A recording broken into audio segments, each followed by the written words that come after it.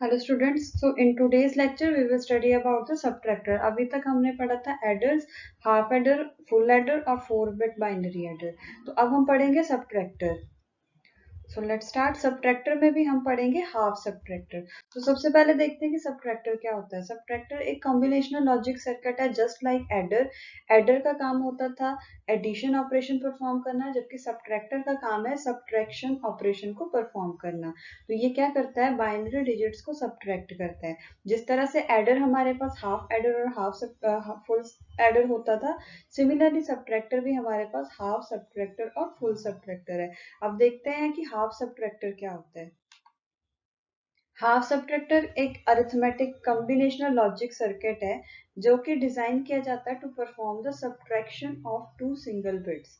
किसी भी दो सिंगल बिट के सबट्रैक्शन को परफॉर्म करने के लिए हम इसको यूज करते हैं। हाफ सबट्रैक्टर के 2 इनपुट्स होते हैं और इसके 2 आउटपुट्स होती हैं।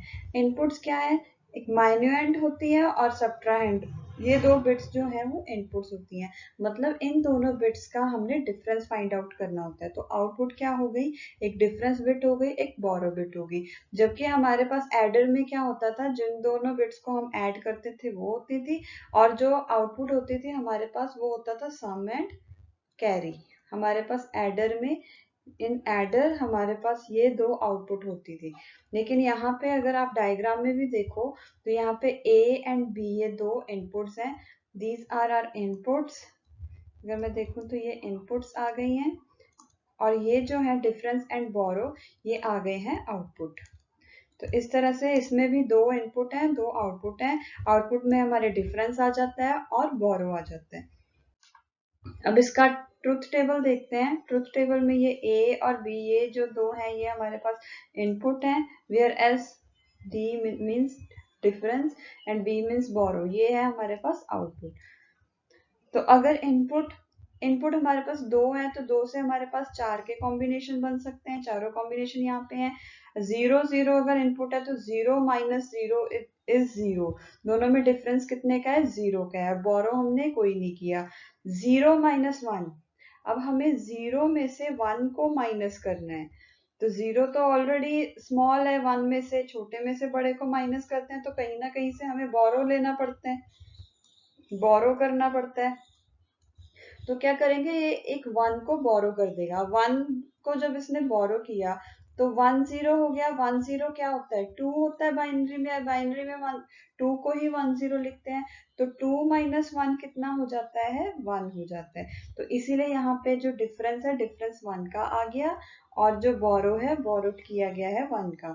1 माइनस 0, 1 माइनस 0 तो सिंपली हो सकता है 1 माइनस 0 1, एंड इसमें कोई बोरो करने की जरूरत नहीं पड़ी। 1 माइनस 1 इज 0, और बोरो करने की जरूरत नहीं पड़ी। अगर अब आप यहाँ पे डी वाला, डिफरेंस वाला, ये यहाँ पे देखोगे तो यहाँ पे 1 और 1 ये 2 वैल्यूज तभी आ रही हैं जब दोनों में से कोई एक वैल्यू 1 है। तो इस वाले आउटपुट को अगर आप ध्यान से देखो तो ये आउटपुट है XOR गेट की, और सिमिलर आउटपुट ही है सम के लिए भी।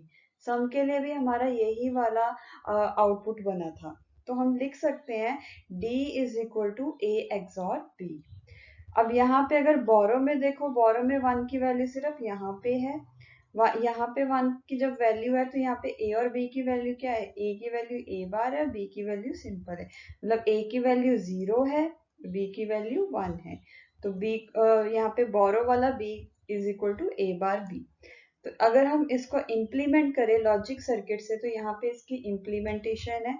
इम्प्लीमेंटेशन में हम देखेंगे कि यहाँ पे दोनों इनपुट है दे रखी A एंड B। A और B को हमने XOR, ये है XOR गेट।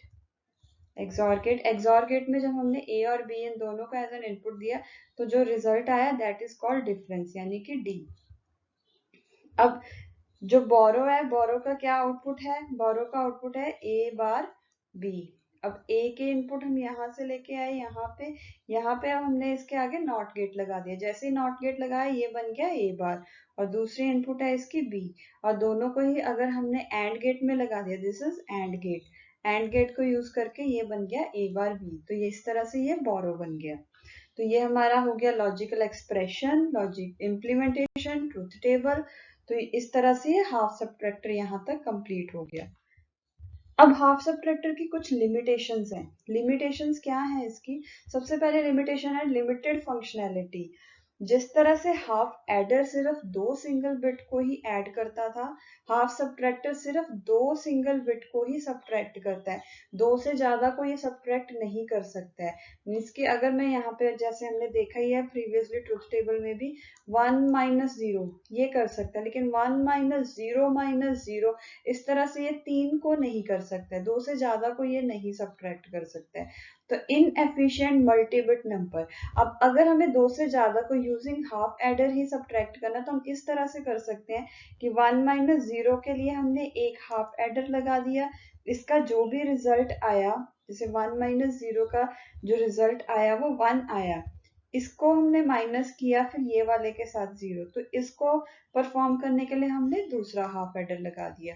तो मतलब अगर हमें मल्टी बिट नंबर्स को सबट्रैक्ट करना है, सबट्रैक्शन परफॉर्म करना है, तो हमें कास्केड में, मतलब एक के बाद एक, इसके बाद ये वाला, एक के बाद एक हाफ एडर जो है वो लगाने पड़ेंगे, जिससे कि क्या है, कंप्लेक्सिटी भी बढ़ेगी सर्किट की और एफिशिएंसी जो है वो कम होगी।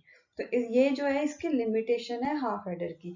इस लिमिटेशन को हम रिमूव कर देते हैं नेक्स्ट फुल सबट्रैक्टर में। हाफ एडर की भी यही लिमिटेशन थी और हाफ सबट्रैक्टर की भी यही लिमिटेशन है। हाफ एडर को भी अगर हमने लिमिटेशन रिमूव किया तो फुल एडर यूज किया, हाफ सबट्रैक्टर की भी लिमिटेशन को रिमूव करने के लिए हम फुल सबट्रैक्टर यूज करेंगे। तो नेक्स्ट लेक्चर में हम देखेंगे कि फुल सबट्रैक्टर क्या होता है और कैसे ये वर्क करता है।